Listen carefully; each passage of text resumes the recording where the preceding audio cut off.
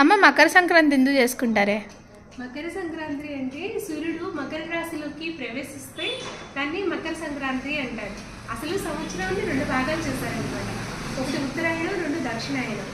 ఉత్తరాయణం రోజులన్నీ పుణ్యకాలంగా చెప్తారన్నమాట. ఇప్పుడు మనకి దక్షిణాయనం అయిపోయింది అంటే దక్షిణాయనం 6 నెలలు, ఉత్తరాయణం 6 నెలలు. దక్షిణాయనం అయిపోయింది, మనం ఉత్తరాయణ పుణ్యకాలంలోకి ప్రవేశించాం ఈ సంక్రాంతి నుంచి. అప్పుడు భీష్ముడు కూడా ఈ ఉత్తరాయణ పుణ్యకాలం వచ్చేందరికి అంపశయ్య మీద ఎదురు చూసి అప్పుడు ప్రాణాలు వదిలేడు.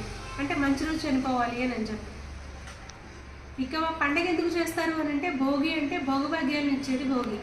ఇది మనకి భోగభాగ్యాలను ఎవరిస్తారు? అప్పటి వరకు మన కోసం శ్రమించిన మన పెద్దలే కదా. ఆస్తిపాస్తులు అవన్నీ కూడా వాళ్ళ శ్రమకి ప్రతిరూపం కదా.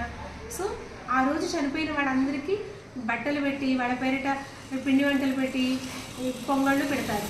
అది భోగి. సంక్రాంతి మన ఎన్ని చేస్తున్నా మనకి అన్ని మన పుణ్యఫలాలను అనుగ్రహించేది భగవంతుడు కాబట్టి దేవుడి పేరు మీద సంక్రాంతి చేస్తారు. అది ఇక కనుమ వచ్చేసి పశువుల పండుగ. మనకి వ్యవసాయానికి ఇదివరకు అంతా పశువులే ఆధారం కాబట్టి ఇప్పుడు కూడా పశువులు ప్రాణులు పక్షులు అన్నీ బాగుంటేనే మనం బాగుంటాం. అప్పుడే సమతుల్యత అనేది ఉంటుంది. ఆ నేచర్లో ఆ సమతుల్యత అనేది చాలా చాలా ముఖ్యం అన్నమాట. సో ఆ పశువులన్నిటికీ బొట్లు పెట్టి వాటికి కొత్త గజ్జలు కట్టి మెండ దండలు వేసి వాటికి బియ్యము, బెల్లం, ఇంకా ఏదైనా ధాన్యాలు నానబెట్టి వాటికి ప్రత్యేకంగా పెడతారనమాట. వాటిని హ్యాపీ చేయడానికి.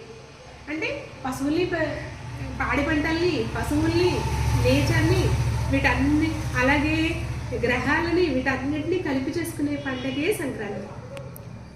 Super mummy.